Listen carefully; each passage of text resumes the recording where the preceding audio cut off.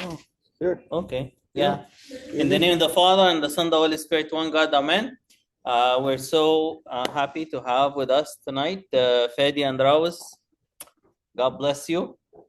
He's going to talk to us about St. Cyril of Alexandria, the great pillar of faith.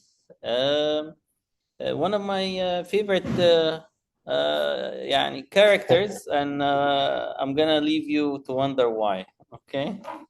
God bless you. Spoiler. Thanks, Muna. Okay. So we're you guys are in a faith series. Is what you're doing. You're in a faith series, I think. So we're gonna talk about Cyril of Alexandria because you talked about Saint Athanasius, and this is just like the best extension. I'm gonna just because apparently there's this. I'm just gonna like whiz through um his life, and really the reason, like the principal theme for this, if you get lost with me, because I'm very scatterbrained, so if you get lost with me, principal like thread is he had lots of conflict and he dealt with it really well. That's it. Okay, that's the principal thread. So if I go on a tangent, bring me back. Okay, so you guys know he was the 24th patriarch from 412 to 444. And he's very interesting because he's a very controversial character. Like in the West, they actually thought, well, I'm going to talk about what they thought later, but they kind of attacked him for a little bit and they used him as an example of like why the early church would just like brush under the rug like socio-political issues, which is very interesting. And he was pretty much like in Alexandria when the when it was at its peak of influence and when like Rome was everything. And he was also in the middle of the Nestorian controversy. So if you've ever seen like I have this like diagram of like 6 pillars of the church. Okay, he touches so many of the pillars because he uses the early fathers. That's one of the pillars. He translated one of the 3 liturgies, the one of Saint Mark that becomes Saint Cyril's liturgy. He is in one of the councils, so it's one of the other pillars. He uses tradition and he uses the Bible to support everything that he does. So he, to me, is like this, like, I don't know, he's like perfect Coptic man, like craziness. Okay, so we're gonna talk about him, and we're gonna start with his early life. So we already said he's a successor of Saint Athanasius because he stood up for the faith. And in his early life, he was born around 378. And then his uncle's name is Theophilus, actually becomes the 23rd patriarch. So he already has an uncle like that's in, like he already has like Coptic lineage, you know? And then this is the brother of Saint Cyril's mother, who she passes away very quickly. And then when Saint Theophilus becomes a patriarch in Alexandria in 385, they move to Alexandria. Um, and so Theophilus takes care of Saint Cyril. So because he has like a pope taking care of him, like if I was being taken care of a pope, I hope I turn out well. That's like PK on steroids. So if he's being taken care of by the pope, right? He studied in the school of Alexandria, in the catechetical school, and then like as if that's like not enough, he gets sent to the desert in Nitria and he studies the Holy Scriptures under Saint Macarius and Saint Serapion and Saint Isidore, and he just like has like saint overload, right? And then in 403, Theophilus is like, "You're doing so good, kid. I'm gonna make you a reader in the church, Gnostos, and of Alexandria." And then he starts a formal ministry with the Coptic Church, and he gets to go with the Pope. I guess he was like his secretary unofficially because he's like a nephew. Uh, Unofficially, he goes to the Synod of Oak in 408, and that's actually the very cool about that synod. That's where they depose Saint John Chrysostom. So he's like watching his uncle like stand up to Saint John Chrysostom, even though like it's the golden mouth, you don't need to stand up to Saint John Chrysostom, but he's like defending the faith from Saint John, and um, and then in the year 412, his uncle dies. Exactly 3 days later, he becomes the patriarch of Alexandria. And we're going to now see he has a bunch of obstacles. He has the Jews that don't like him. He has the Novatianism, like that heresy, and the church, those churches that he closes. He has the paganism in Alexandria. And all of this happens during his papacy. Okay. So, like, again, high level, he had lots of conflict and he dealt with it well as a faithful Coptic person. So, pretty much in his childhood, there's a combination of a pious family and a pope for an uncle. So, you have a spiritual upbringing. You have mentorship by monastic fathers. Thank you. You have a actual systemic education in the church, in the catechesis, and you're actually learning the way of the church. And you have exposure to like the Alexandrian like giants of the day. Okay, so there's three conflicts now. I'm just gonna like touch on the three. The first one is with the Romans. The second one is with the Jews, and the third one is like infighting with Nestorius. Okay, so the first one with the Romans, we said that he was going to become the Pope 3 days after his uncle died. But the Romans didn't like Pope Theophilus. And so after Pope Theophilus' death, they were like, you know what? Let's try to not have this Pope because we don't want more Theophilus in our life. We want something different. So they go and they just start supporting this guy named Archdeacon Timothy. They're like, okay, we're just going to back this guy. They think it's an election or something. And they're backing this Archdeacon Timothy, and they recognize him as the Pope, right? And then obviously the Coptic Church and the Antiochian Church and all the other churches are like, no, actually, this is not how we work here. You're new here. We actually have an electoral system of our own, and this is our new Pope. So that's the first sort of dissension with the Romans. Now this builds the prefect in the area. His name is Orestes. I really have no idea how to say his name. Orestes. Okay, and he's the prefect in that area. Okay, and it's written. Oh, I lost internet. No, I hotspotted myself. Right. Okay, so it says it's written. Now, Orestes had long regarded with jealousy the growing power of the bishops because they encroached on the jurisdiction of the authorities appointed by the emperor, especially as Cyril wished to set spies over his proceedings. He therefore ordered Hyrax, one of like the Christians, to be seized and publicly subjected him to torture in the theater. So he basically takes this Christian, right, Orestes, and he just starts torturing him publicly, sort of just to see what this new bishop is going, or what the new pope is going to do, right? And that's sort of the entryway of Pope Cyril's like entrance to popehood. Like you just became pope, and like I don't know, like Trudeau is just like harassing Christians in public just to piss you off. That's sort of like what this guy is doing, right? And then on top of that, there's this woman. Her name is Hypatia, okay, and she's like a scholar, and she's regularly meeting with Orestes. And there's this weird, like, sort of, I lost internet again, مش أنا لسه عملت هوت سبوت راحت فين؟ All right, it's okay.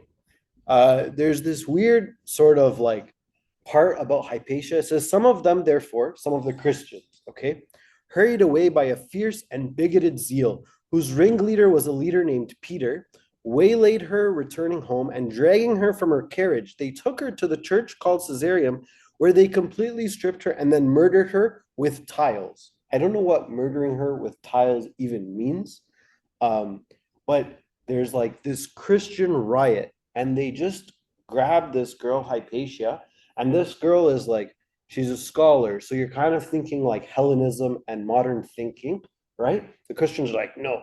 And they just attack her. And so the accusation becomes that the new Pope, Cyril, right? He's the one who told them to do that. And what's interesting is over the years, this was originally written by Socrates in like the 3rd century.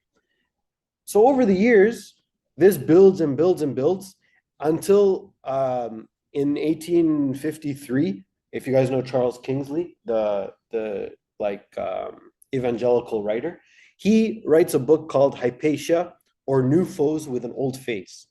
He uses it as like an example to demonstrate the church's like lack of integrity when canonizing saints. So much the evangelicals go and are attacking Saint Cyril, saying, you know, he actually went and murdered like a scholar of the time. That's how much these like original sources got twisted to say like, oh, this is the kind of people that you guys make into saints. Um, so, okay, so why did I say all that? There's a couple of things I want to deconstruct here. First thing is, in the face of politics, right? Christianity and the spirit of Christianity we have to stay true to it regardless. And just because I'm Christian, it doesn't destroy modernism. So that's the first thing. And the second thing is that not everything you hear about a saint or not every attack on the saints is real and is valid. And we have to really not take things at face value. That's like a side quest, okay? But really, when we talk about Saint Cyril, we say that in the face of the Roman politics, he was very stable. He was a very true to the faith kind of guy. Okay? Now, that's conflict 1 with the Romans, political. I'm going to call this political, okay? Now, conflict 2 with the Jews, I'm going to call it religious adversity, okay? External religious adversity, like cross religion.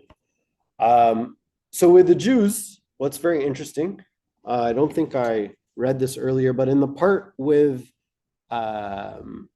Orestes, the first quote, it says, at daybreak, the authors of the atrocity could not be concealed, and Cyril, accompanied by the immense crowd of people going to their synagogue, for so they called the house of prayer, took them away from them, and drove the Jews out of the city.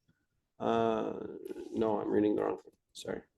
Oh, yeah. So they therefore sent persons into the street to raise an outcry that the church named after Alexander was on fire. So there is this conflict with the Jews now, where the Jews just send people out in the middle of the night and go, hey, your church is on fire, your church is on fire. And then they would come out and they would like beat the Christians because they think like they're all coming out of their house like, oh my gosh, my church is on fire, yalahui. And then like they would just get beat, right? So this is, now we had the Romans and then we had the Jews, right? And the Jews of the time, this is like we're talking 350 years, 300 years after Christ, right? There's still infighting with the Christians, that the Christians went and took their religion essentially. And so like there's lots in Alexandria, like when Saint Gregory the Cappadocian comes to visit, the Jews are looting the cathedral. There's like a mob of Jews that directly are involved in the exile of Pope Peter II. And so continuously in the history of the church, especially in Alexandria, the Jews are sort of harassing the Christians.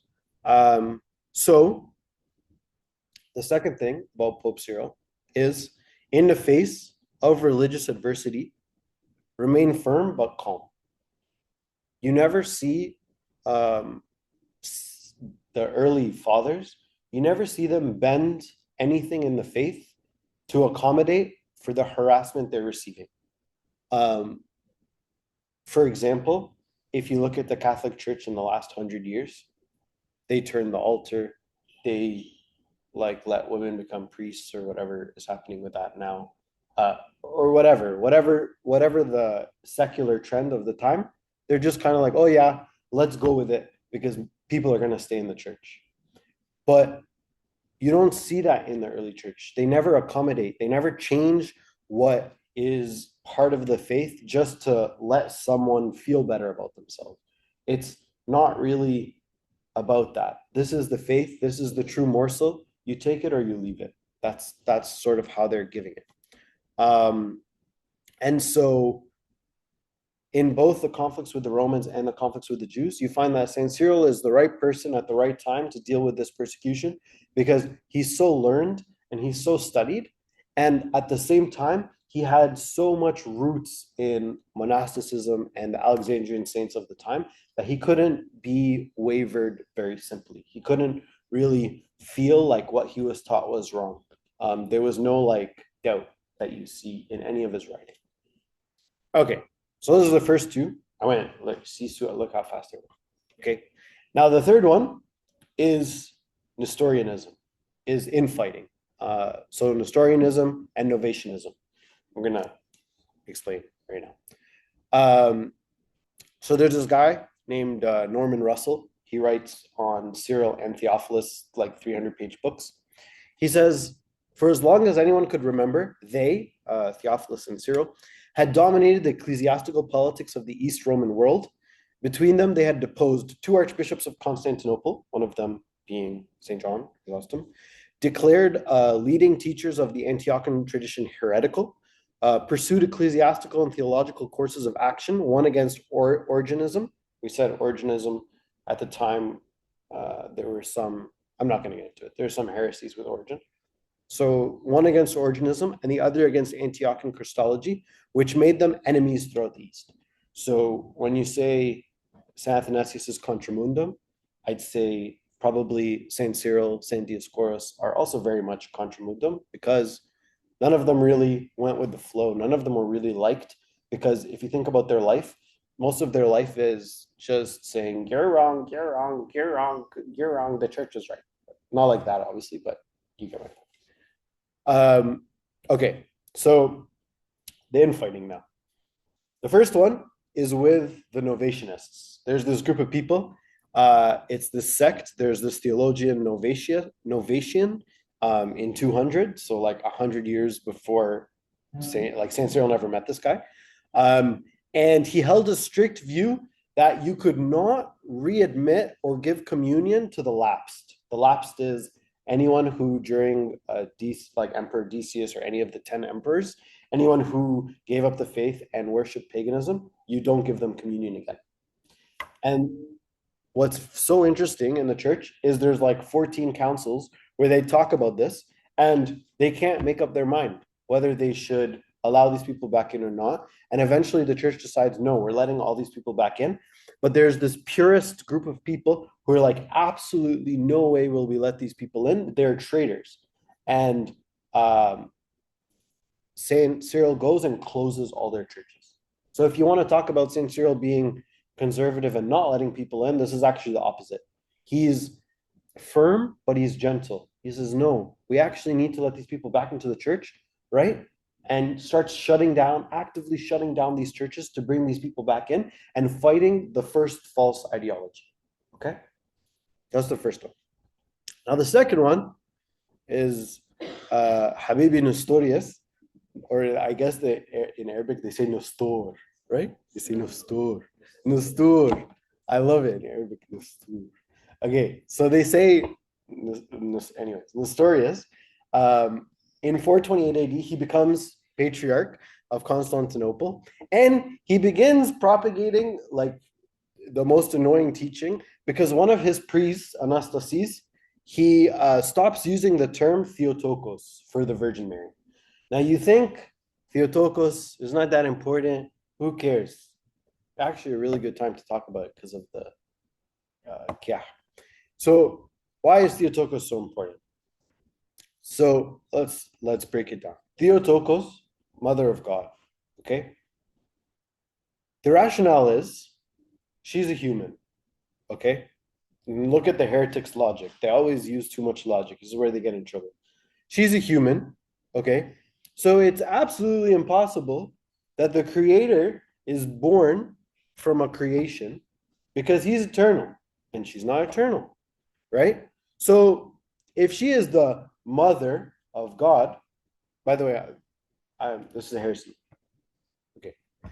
If she is the mother of God, then God had begun with her.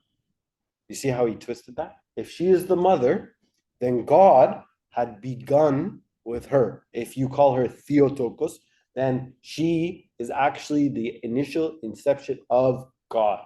Means that's when God started. So then the person that she gave birth to, right, is not God. He's just a man, and he somehow affiliated himself with God. So he is what they call a God-bearing man. Theophron, a God-bearing man. Okay? And he gets called God later. Like he's born this guy, and then over time it's like, oh, this guy's pretty good. Let's make him God. Something like that. Affiliated with God.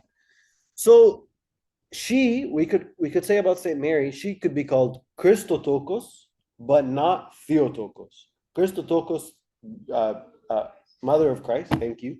Yeah, my brain wasn't working. Mother of Christ, but not Theotokos. Okay, so then Christ to Nestorius is a vessel. He's just a temple for the Logos to reside in, and he's an instrument used for salvation, right? Or he's visible clothing that wrapped around the invisible God. Okay, so so this is a quote from Nestorius. He writes, "That which was formed in the womb of Mary was not God himself, but because God dwells in him whom he has assumed, therefore also he who is assumed is called God because of him who assumes him." It's very complicated. It's honestly more complicated than just believing the truth. But essentially, he is worshipped and he is treated as God because of his affiliation with the Father, like pretty much like, oh, Mugi knows Abuna, so I'm gonna kiss Mugi's hand because he's affiliated with Abuna, right? That was a very bad example, but you get it. Yes, yes, basically, very good. Yeah, pretty much. So then, and this is the kicker, it's not God who has suffered, but God was united with the crucified flesh. Okay, so you pretty much broke all of Christianity by not saying Theotokos. You broke it. Like, Khalas will go home, it's over. So Saint Cyril goes and sends him 3 letters, and he argues that Christ was very God from very God. He's using the words of Saint Athanasius, saying, true God of true God, and consubstantial. We start seeing this word consubstantial with the Father. So he makes the Cyrillian formula. It says one incarnate nature of God the Word. And if you're really good at the other languages, Maya physis to theologos or whatever. But Maya physis is where we get Maya physites when we split with Chalcedon. I wish Cyril made a different formula. We would have saved 2,000 years of hardship. Okay, but he says one incarnate nature of God, the Word, Maya physis. Okay, so that's where we get Maya physites. So he says Christ is God. If you deny the title Mother of God, then he who was born of her is not God the flesh.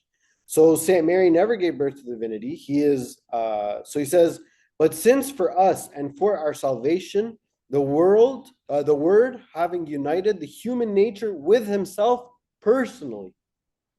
And honestly, if you think about that part of the faith, like in the Tasbih, how we say he bowed the heavens, like he brought, like, think about the personality of Christ. He personally went and united divinity with our flesh.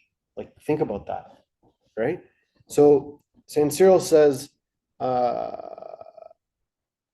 the Word, having united the human nature with himself, personally proceeded forth from a woman, for not mere man was born of a woman. For not mere man was born of a woman.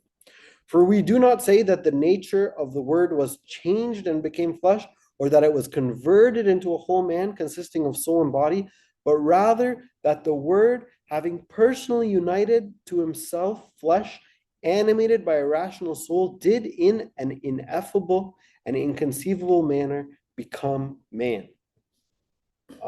So that's Cyril's. If you want to read this, it's like I did one finger scroll and I was at the bottom. It's in CCEL. It's the epistle of Cyril to Nestorius. It's like literally 2 paragraphs. Okay. Yeah. So he argues this, and he goes one step further in one of his letters. He says, if you impact Mariology, the study of Mary, if you impact Mariology, you also impact Christology and vice versa. You cannot talk about Saint Mary without Christology, and you cannot talk about Christology without Saint Mary. So in his first anathema, he writes 12 anathemas in his last letter. He looks fed up, Shoya. He's like, you know what, bro? Oh, here, just read. And he writes very, very, very clearly one sentence. If anyone refuses to confess that the Emmanuel is in truth God, and therefore that the Holy Virgin is mother of God, Theotokos, for she gave birth after a fleshly manner to the world, to the word of God made flesh, let him be anathema. Very clear. No making it up. This is the guideline. You stick with it or you don't stick with it, but you have to color Theotokos. Sorry, buddy. You have to. That's his anathemas. And so in the Council of Ephesus, right? We also invited John, Bishop of Antioch. He was late. His Uber was late, and he missed the date when they started, right? And because he was late, Cyril started without him. He wrote him a letter. He said, "Hey, I'll be there in 6 days." Cyril waited 17 days, and then Cyril was like, "Khalas ba is a hit."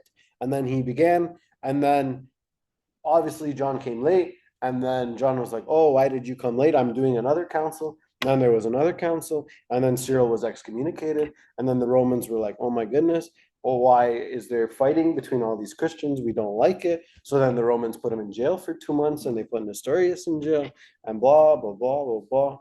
Anyways, point is, Cyril is controversial primarily because he has an unfaltering commitment to witness for Christ when the surrounding is unstable.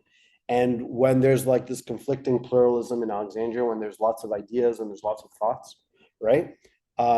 But it's very clear there's no invention when it comes to theology. There's no invention when it comes to our faith. I always like this, like the John Cassian quote. I don't know it off by heart. He says, "Always speak through the fathers. Always speak through the people that came before you, through the liturgy, through the tasbah. Always teach and learn through those things." The dogma of the church is to be protected and not modified to just fit into whatever ideology you want to support. Okay? So 3 conflicts with the Romans, the political, right? And in the face of politics, we say, stay true to the Christian spirit. And Christianity doesn't mean you're ancient. It just means that you have certain morals and certain principles. With religious, like external religious authorities, you remain firm but calm. Whoever you deal with in your workplaces, I don't know, the non-denominational Christian you sit next to who thinks that you weren't supposed to get baptized when you were 30 days old, whatever it is, you stay firm to what you believe in. And the last one, with infighting, theology is not your opinion. It is theology. Cool. That was under 30 minutes. So I only talked through one host, basically. Right? Like, any thoughts that you want to add? Do you want to add? Okay, great. I'm gonna stop this now. I don't do that.